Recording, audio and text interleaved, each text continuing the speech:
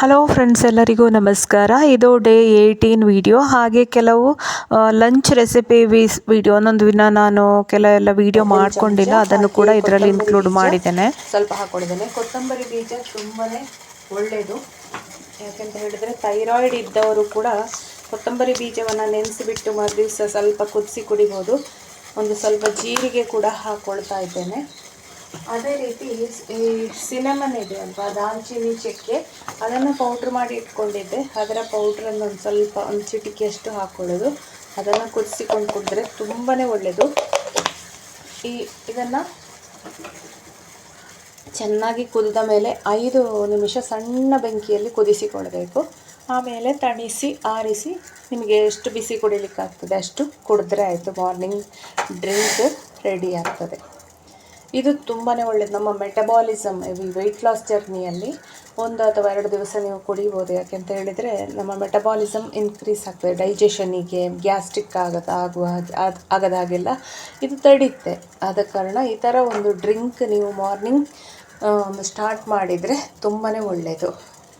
ಹಾಗೆ ಇದಾಗಿತ್ತು ನನ್ನ ಮಾರ್ನಿಂಗ್ ಡ್ರಿಂಕ್.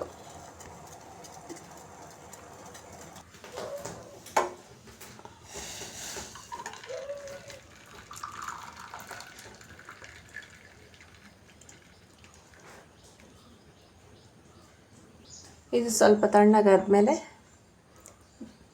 ಅಂದರೆ ಬಿಸಿ ಬಿಸಿಯೇ ಕುಡಿದ್ರೆ ಒಳ್ಳೆಯದು. ಕುಡಿಲಿಕ್ಕೆ ಎಷ್ಟಾಗ್ತದೆ ಅಷ್ಟು ಬಿಸಿ ಇದ್ದಾಗ ಕುಡಿಯೋದು. ಇದು ನನ್ನ ಮಾರ್ನಿಂಗ್ ಡ್ರಿಂಕ್ ಫ್ರೆಂಡ್ಸ್. ನಾನು 90 ಡೇಸ್ ಚಾಲೆಂಜನ್ನು ಮಾಡ್ತಾ ಇದ್ದೇನೆ. 75 to 65 kg ಅಂತ ಹೇಳಿ.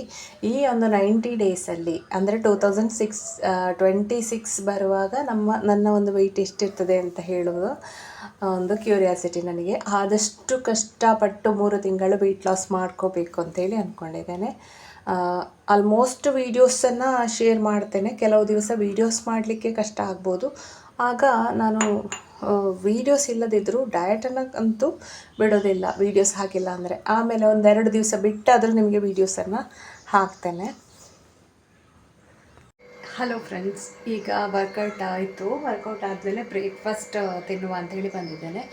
ಅಂದರೆ ನಂದು ಈಗ ಲೇಟಾಗಿ ಆಗ್ತದೆ. 8:30 ಇಂದ 9:30 ನಾನು ವರ್ಕೌಟ್ ಮಾಡೋ ಕಾರಣ ನಂದು ಬ್ರೇಕ್ಫಾಸ್ಟಿಗೆ 10 ಕಾಲ ಆಯಿತು. ಇನ್ನೂ ಬ್ರೇಕ್ಫಾಸ್ಟ್ ಆಗಬೇಕಷ್ಟೇ.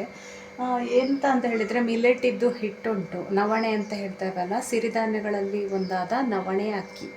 ಅದರಿಂದ ನಾನು ನಿನ್ನೆ ಇಡ್ಲಿ ಮಾಡಿದೆ. ಅದೇ ಇಡ್ಲಿ ಹಿಟ್ಟನ್ನು ಇವತ್ತು ದೋಸೆ ಮಾಡ್ಕೊಳ್ತಾ ಇದ್ದೇನೆ.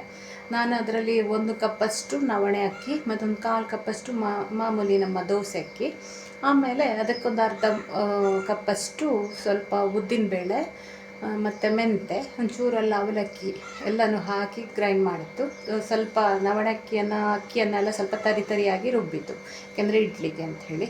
ಈಗ ಹಿಟ್ಟಿದೆ, ಅದನ್ನು ಈಗ ಚೆಂದ ನುಣ್ಣಗೆ ಮಿಕ್ಸಿಗೆ ಹಾಕಿ ಅದನ್ನು ದೋಸೆ ಮಾಡಿಬಿಡ್ತೇನೆ. ನೋಡಿ, ನಿನ್ನೆ ಇಡ್ಲಿ ಮಾಡಿದ್ದು ನವಣೆ ಹಿಟ್ಟಿನಲ್ಲಿ, ಇವತ್ತು ಅದನ್ನೇ ಗ್ರೈಂಡ್ ಮಾಡಿ ಈಗ ದೋಸೆ ಹಿಟ್ಟು ಮಾಡಿಕೊಂಡೆ. ಹಾಗೆ ಇಲ್ಲಿ ನವಣೆಯಿಂದ ನಾವು ಉದ್ದಿನ ದೋಸೆ ಎಲ್ಲ ಮಾಡ್ಕೊಳ್ತೇವಲ್ಲ, ಹಾಗೆ ನವಣೆ ಅಕ್ಕಿ ಇಟ್ಟಿದ್ದು.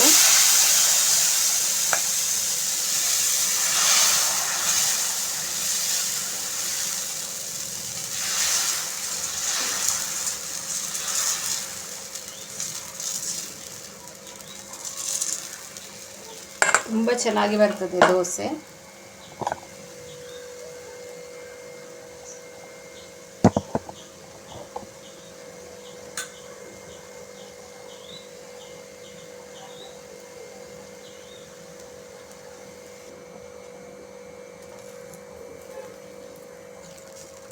ನೋಡಿ, ಈಗ ಯಮ್ಮಿ ಆದಂತಹ, ಟೇಸ್ಟಿ ಆದಂತಹ, ಕ್ರಿಸ್ಪಿ ಆದಂತಹ ನವಣಕ್ಕಿ ದೋಸೆ ರೆಡಿ ಆಯಿತು.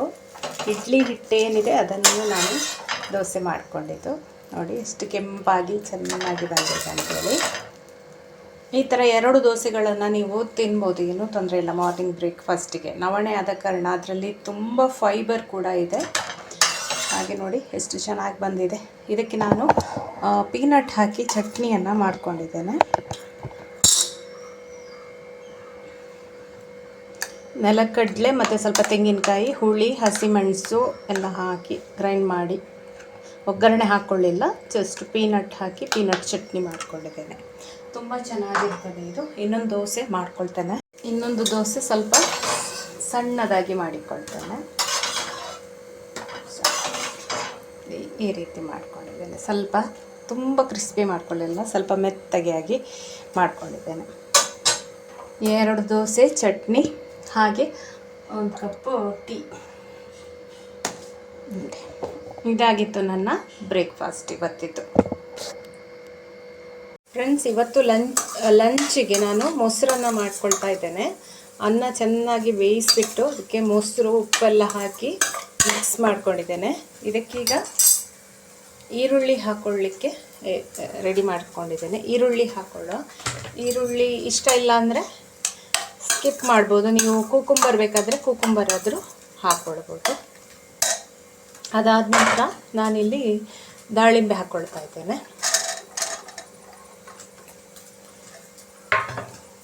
ದಾಳಿಂಬೆ ಹಾಕಿದ ತಕ್ಷಣ ನೋಡಿ ಕಲರೇ ಚೇಂಜ್ ಆಗಿಬಿಟ್ಟಿತ್ತು ಮೊಸರನ್ನದ್ದು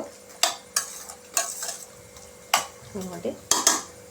ಇದಾದ ನಂತರ ನೆಕ್ಸ್ಟ್ ಒಗ್ಗರಣೆ ಎಲ್ಲ ಕೂಡ ಇದು ಫ್ರೈ ಮಾಡಿ ಇಟ್ಕೊಂಡಿದ್ದೇನೆ. ಪೀನಟ್, ಸ್ವಲ್ಪ ಗೇರು ಬೀಜ, ಸಾಸಿವೆ, ಉದ್ದಿನಬೇಳೆ, ಕರಿಬೇವು ಮತ್ತು ಸ್ವಲ್ಪ ಸೀಡ್ಸ್ ಅಂತ ಹೇಳಿದರೆ ಈ ಪಂಪ್ಕಿನ್ ಸೀಡ್ಸು, ಸನ್ಫ್ಲವರ್ ಸೀಡ್ಸ್ ಎಲ್ಲ ಇದೆ ಅಲ್ವಾ, ಆ ಥರ ಸೀಡ್ಸ್ ಎಲ್ಲ ಒಂದು ಸ್ವಲ್ಪ ಹುರಿಯುವಾಗ ಸೇರಿಸ್ಕೊಂಡಿದ್ದೇನೆ. ತುಂಬ ಚೆನ್ನಾಗಿರ್ತದೆ, ಹೆಲ್ದಿ ಆಗಿರ್ತದೆ ಅಂಥೇಳಿ. ಇನ್ನೂ ನಿಮಗೆ ಮೊಸರು ಏನಾದರೂ ಬೇಕು ಅಂತಿದ್ರೆ ಸ್ವಲ್ಪ ಆ್ಯಡ್ ಮಾಡ್ಕೊಳ್ಬೋದು. ಜೊತೆಗೆ ನೋಡಿ ಇಲ್ಲಿ ಪನ್ನೀರನ್ನು ಜಸ್ಟ್ ತವಾಕ್ಕೆ ಹಾಕಿ ಈ ಥರ ರೋಸ್ಟ್ ಮಾಡ್ಕೊಂಡಿದ್ದೇನೆ. ರೋಸ್ಟ್ ಮಾಡಿದರೆ ತುಂಬ ಚೆನ್ನಾಗಿ ಬರ್ತದೆ ಟೇಸ್ಟ್. ಅದಕ್ಕೋಸ್ಕರ ಇದನ್ನು ಕೂಡ ಇದರಲ್ಲಿ ಮಿಕ್ಸ್ ಮಾಡ್ಕೊಳ್ಳೋದು. ಪನ್ನೀರ್ ಹೈ ಪ್ರೋಟೀನ್ ನಮಗೆ. ಈಗ ನಮ್ಮ ರುಚಿಯಾದಂತಹ ಮೊಸರನ್ನ ರೆಡಿ ಆಯಿತು. ಈಗ ಇದನ್ನು ಸರ್ವ್ ಮಾಡಿಕೊಳ್ಳುವ. ಪನ್ನೀರು, ದಾಳಿಂಬೆ ತುಂಬ ಹೆಲ್ದಿಯಾಗಿ ಇದೆ. ತುಂಬಾ ರುಚಿಯಾಗಿರ್ತದೆ ತಿನ್ನಲಿಕ್ಕೆ. ಪ್ರೋಟೀನ್ ಯುಕ್ತ ಮೊಸರನ್ನ, ಹೈ ಪ್ರೋಟೀನ್ ಮೊಸರನ್ನ ಅಂತೇಳಿ ಹೇಳ್ಬೋದು. ಇದಾಗಿತ್ತು ನನ್ನ ಇವತ್ತಿನ ಲಂಚ್.